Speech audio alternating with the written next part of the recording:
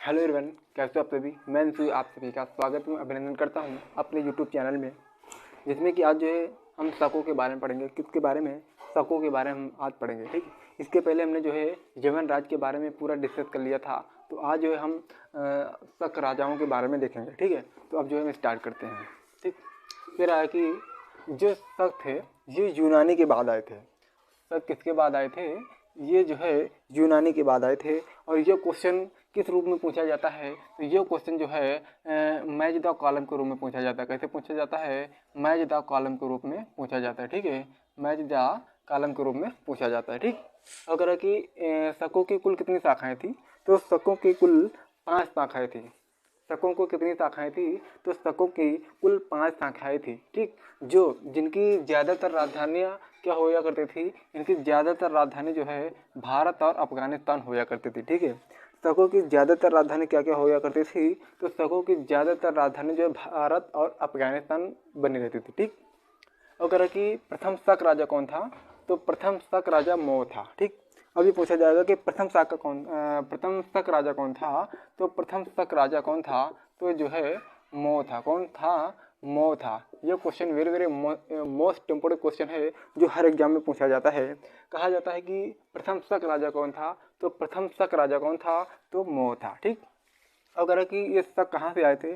तो शक जो है ये मध्य एशिया के निवासी थे। ठीक, पूछा जाएगा कि ये भी क्वेश्चन जो है ऑब्जेक्टिव के रूप में पूछा जा सकता है कि शक मूलतः कहाँ के निवासी थे? तो शक मूलतः मध्य एशिया के निवासी थे। कहाँ के निवासी थे? मध्य एशिया के निवासी थे। ठीक है, कहाँ के निवासी थे?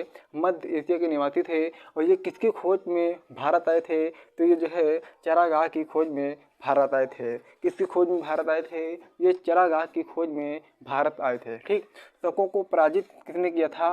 तो वहाँ के स्थानीय राजाओं ने जो है शकों को पराजित किया था। कब? 58 ईसा पूर्व में। कब? 58 ईसा पूर्व में जो है शकों को स्थानीय राजाओं ने पराजित कर दिया था। ठीक, इसी के उपलब्ध में इसी के उपलक्ष्य में जो है इन्होंने जो है ठीक है इस शकों पर विजय के उपलक्ष्य में 58 ईसा पूर्व में ठीक है एक संबंध जारी किया था। उस संबंध का नाम क्या है? विक्रम संबंध। क्या नाम है?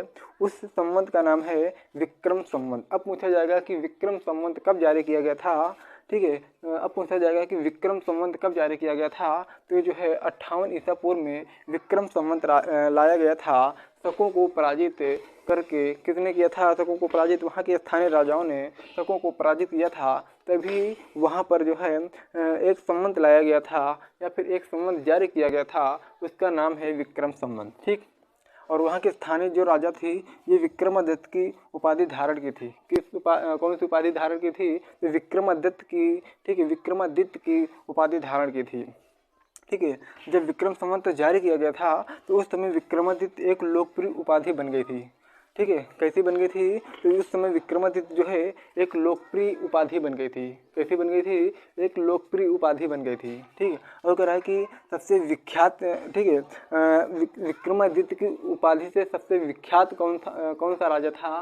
तो विक्रमादित्य की उपाधि से सबसे विख्यात राजा कौन था? तो जो है गुप्त सम्राट चंद्रगुप्त द्वितीय था। कौन था? गुप्त साम्राज्य। ठीक है, गुप्त सम्राट चंद्रगुप्त द्वितीय था जो विक्रमादित्य की उपाधि से ठीक है जो विक्रमादित्य की उपाधि से जो है ये जो है विख्यात था। ठीक, और कह रहा है कि शकों का सबसे प्रतापी राजा कौन था?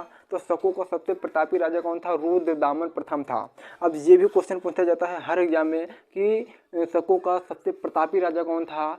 क्या पूछा जाता है कि प्रथम ठीक है शकों का सबसे प्रतापी राजा कौन था? तो शकों का सबसे प्रतापी राजा रुद्रदामन प्रथम था। कौन? रुद्रदामन प्रथम था। ठीक, इसने शासन कब से कब तक किया?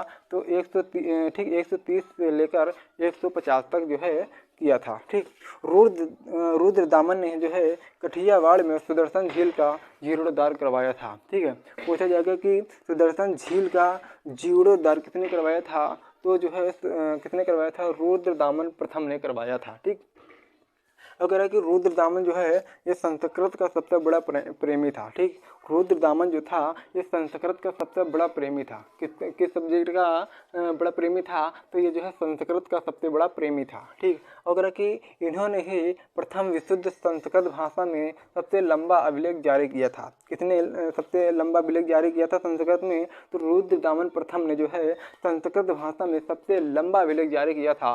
वो सबसे लंबा अभिलेख जो है संस्कृत भाषा में कहाँ पर है? वो गिरनार अभिलेख में। गिरनार कहाँ है वर्तमान समय? तो गिरनार अभिलेख जहाँ तक ये जो है गुजरात में है। ठीक, अगर कि भारत में शक राजा अपने को क्या कहते हैं? तो भारत में शक राजा अपने आप को क्षत्रप कहते हैं। क्या कहते हैं? तो भारत में शक राजा अपने आप को क्षत्रप कहते हैं। क्या कहते हैं? क्षत्रप कहते हैं। ठीक है, तो आज हमने शक राजाओं के बारे में देखा है। ठीक, तो अब जो है हम अगले वीडियो में कुषाणों के बारे में पढ़ेंगे। किसके बारे में? कुषाण के बारे में पढ़ेंगे। ठीक, तो अब हम मिलते हैं नेक्स्ट वीडियो में। जय हिंद, जय भारत, वंदे मातरम।